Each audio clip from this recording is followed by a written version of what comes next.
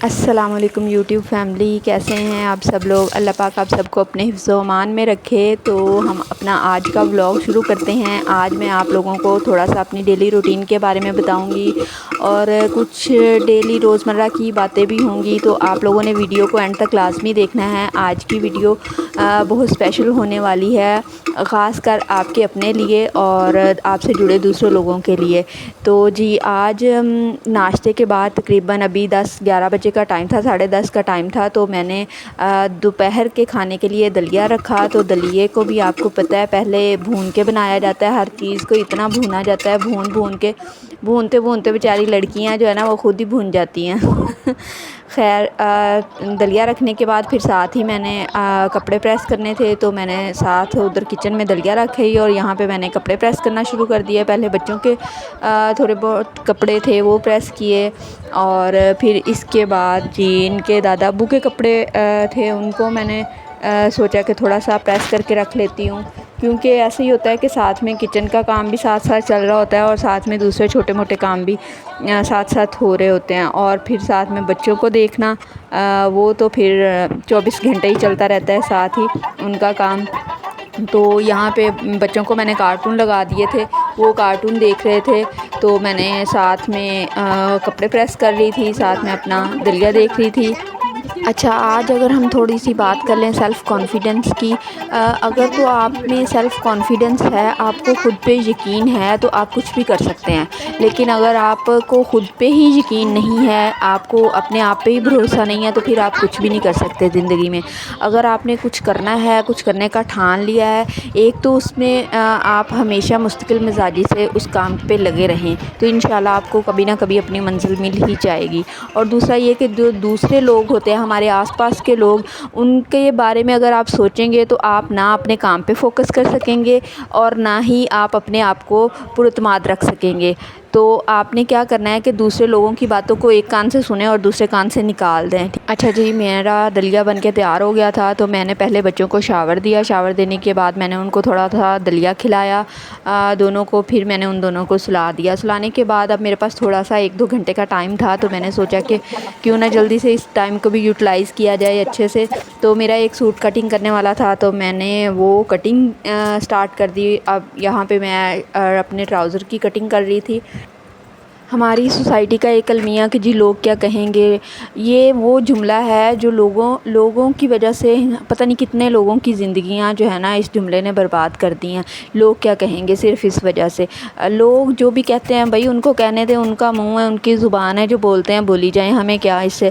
ان کے پاس اگر زبان ہے تو آپ کے پاس کان بھی ہیں 2، ٹھیک ہے نا، ایک کان سے سنیں اور دوسرے کان سے نکال دیں، تو یہی آپ کے لیے بہتر ہے اور یہی ان لوگوں کے لیے بھی بہتر ہے۔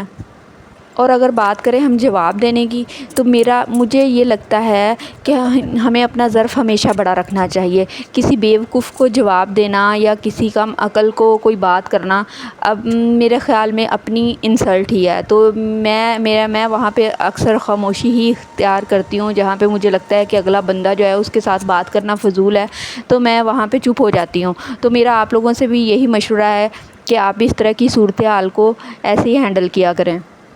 باقی زندگی میں ہار جیت یہ سب کچھ زندگی کا حصہ ہے۔ ناکامی جو ہے نا وہی آپ کی کامیابی کی پہلی سیڑھی ہوتی ہے۔ اگر آپ ناکام ہو رہے ہیں نا تو اس کو بھی آپ ایکسیپٹ کریں اپنی ناکامی کو، کہ اچھا ٹھیک ہے کوئی بات نہیں، میں ناکام ہوں، ایک دفعہ ناکام ہو گیا ہوں، دوسری دفعہ ناکام ہو گیا ہوں، تیسری دفعہ ناکام ہو گیا ہوں، چوتھی دفعہ انشاءاللہ مجھے کامیابی حاصل ہو ہی جائے گی۔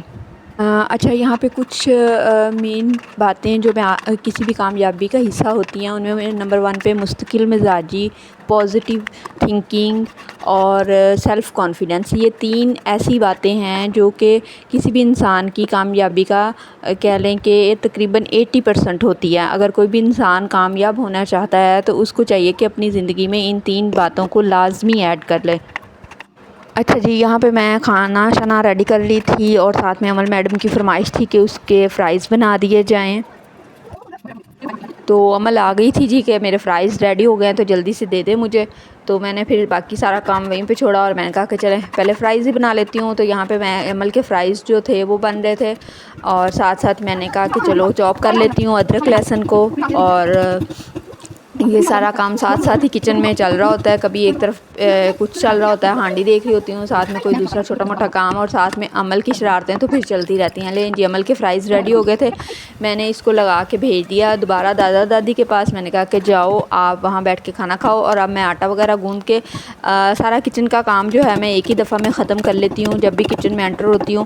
تو یہاں پہ میں نے آٹا نکال لیا تھا, تو ساتھ ہی میرے جو کریلے تھے وہ بھی تقریباً براؤن ہو رہے تھے, ساتھ ساتھ میں انہیں ہلا رہی تھی, اور ساتھ میں نے کہا کہ جلدی سے میں آٹا بھی گوندھ کے رکھ لیتی ہوں.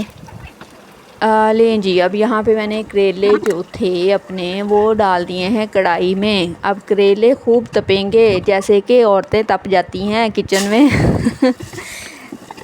جب بھی کوئی عورت کچن سے نکلے نا تو مہربانی ہے کہ اس کو 5-10 منٹ کوئی نہ بلائے, کیونکہ وہ اتنا تپ کے آئی ہوتی ہے نا کہ وہ کچھ بھی بول سکتی ہے.